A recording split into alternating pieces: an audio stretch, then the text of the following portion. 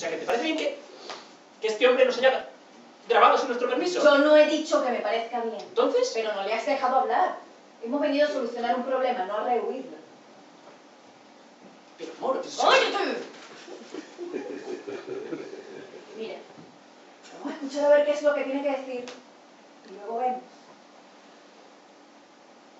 Vale.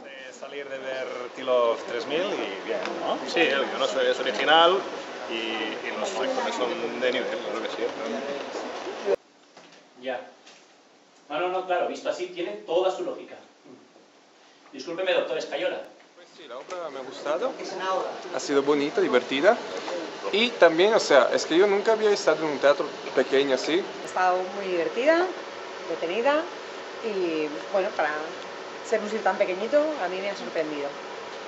Sí, una buena obra, una buena historia, porque te tiene en vela hasta el final y una muy buena interpretación. Nos ha gustado mucho.